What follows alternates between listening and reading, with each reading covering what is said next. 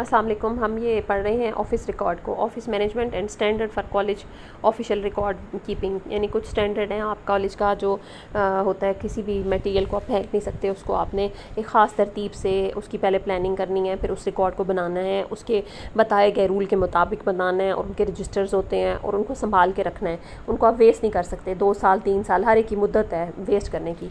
सबसे पहले attendance register है, ये आपका एटलीस्ट 2 साल तक आप रख सकते हैं, बच्चों की अटेंडेंस वाला ना। इसमें बच्चों की अटेंडेंस भी होगी, एक जो होता है टीचिंग स्टाफ होती है उसकी अटेंडेंस रजिस्टर होता है, एक नॉन टीचिंग स्टाफ होता है उसका अटेंडेंस रजिस्टर होता है। इसमें टाइम, आने जाने के औकात वो भी लिखे होते हैं, एब्सेंट होना, कैजुअल लीव होना, वो सारी चीज़ें इसी के अंदर दर्ज होती हैं। Casual leave account registered, basically attendance register पर ही कैजुअल लीव अकाउंट भी बना हुआ होता है।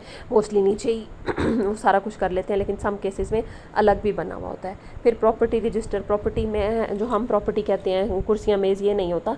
प्रॉपर्टी रजिस्टर बेसिकली जो पूरी ज़मीन है कितनी है, कितना बिल्डिंग एरिया ऊपर बना हुआ है, कंस्ट्रक्शन कितनी जो है खाली जगह पड़ी है, ये सारा कुछ उसमें आता है ना। और अगर फ़र्ज़ किया कोई बिल्डिंग पहले नहीं थी, इस सन में बनी, वो आप लिखेंगे इतना एरिया कवर्ड हो गया, इतना रह गया, तो वो सारे कागजात उसी में होते हैं। किसी ने डोनेशन दिया है बिल्डिंग का कोई पार्ट या कुछ, वो भी लिखा होगा कि इतना एरिया दिया। एक्सेशन रजिस्टर बेसिकली लाइब्रेरी की किताबें जो आती हैं वो इसमें एंटर होती हैं।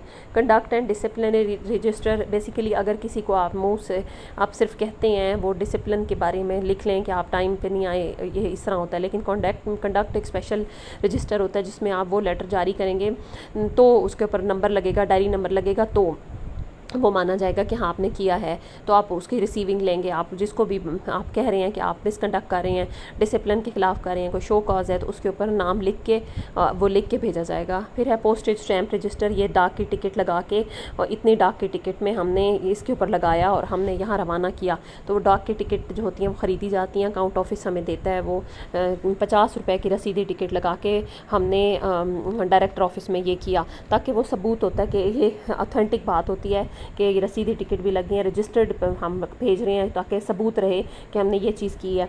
अच्छा, फिर उसके बाद जो होता है ना स्टॉक रजिस्टर होता है, इसमें ना पूरी बात लिखी हुई होती है कि किस तारीख को क्या सब्जेक्ट है, टॉपिक था, किस जगह भेजा और उसका क्या मकसद था, और फिर उस पर रसीदी टिकट लगाई होती है, वो अमाउंट लिखी होती है और वो टिकट्स लगते हैं। स्टॉक रजिस्टर में सारी के सारे कॉलेज में जो भी मटीरियल होगा, चाहे कंज्यूमेबल है चाहे नॉन कंज्यूमेबल है, जब भी एंटर होगा वो उसके अंदर दर्ज होगा। जो खर्च हो गया, बाकी जो है वो लिखा जाएगा कि ये बच गया, ठीक है।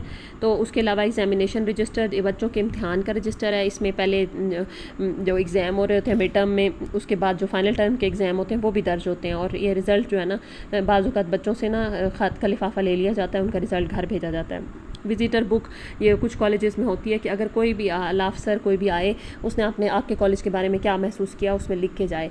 सम अच्छे बुरे रिमार्क्स होंगे, इसमें आपको इम्प्रूवमेंट का मदद मिलती है। फिर है डायरी रजिस्टर, कोई भी चीज़ आती है जब डाक, तो उसको कहते हैं डायरी करना, वसूल करते हैं तो वो डायरी रजिस्टर होते हैं, ठीक है। फिर है डिस्पैच रजिस्टर, जब आप किसी भी ख़त को, लेटर को भेजेंगे तो आप उसे डिस्पैच करेंगे, उसमें भी सीरियल नंबर होगा, उसका एक ख़ास हवाला नंबर होगा, बस से हवाला नंबर वो दर्ज होगा ना, रेफरेंस नंबर, और ऊपर जो है ना आपके लेटर हेड से वो बनेगा। ये नहीं होगा कि आप लेटर ऐसे बना रहे हैं, आपका लेटर हेड कॉलेज का नाम वाला प्रिंटेड लेटर होगा, उससे होगा, सब्जेक्ट लिखा होगा, वो हवाला नंबर, डेट ये लाजमी लिखी होगी, इस पर दर्ज होगी, और फिर उसके ऊपर डिस्पैच की डेट भी सब कुछ लिखा होगा। तो इस तरह से पर्सनल फ़ाइल, यानी हर बंदा जो भी, पर्सनल फ़ाइल का मतलब होता है कि हर बंदे की इंडिविजुअल फ़ाइल, उसमें आपकी शुरू से लेके आखिर तक सर्विस का लगी हुई होती है। पुराने लेटर पीछे होते हैं और आगे एंड में सबसे न्यू वाला जो लेटर होता है वो टाइम की तरतीब से लिखा होता है, यानी कि डेट वाइज लिखा होता है, क्रोनोलॉजिकल ऑर्डर में।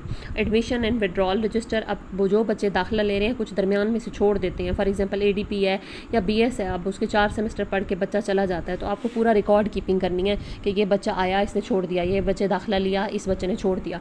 उसकी भी रीज़न ये होती है कि वो बच्चे को इसने फ़ीस दिया, आपके अकाउंट में फ़ीस कितने बच्चों की आई है, कितने छोड़ चुके हैं, ठीक है, तो वो भी आपके पास रिकॉर्ड कीपिंग होती है। Library book register, issue register, ये लाइब्रेरियन के पास होता है और वो या लाइब्रेरी क्लर्क के पास वो बुक्स को इशू करते हैं, ठीक है। आगे role and responsibility of college council, बस ये टोटल रजिस्टर्स के नेम है, और सोर्सेज ऑफ ऑफिशियल रिकॉर्ड जो है वो टोटल उन्होंने बता दिए हैं, 14 है। बहुत आसान था टॉपिक है, ये आपको एक अटैम्प्ट में ही हो जाएगा, ठीक है। कॉलेज काउंसिल की रिस्पॉन्सिबिलिटी जो है वो बताई हुई है, वो पिछले लेक्चर में हो गई है। ये है ऑफिस मैनेजमेंट की 8 जो बातें हैं कि overseeing, scheduling, planning, organising, staffing, budgeting, communication, problem solving, ये 8 आपने याद कर लेने।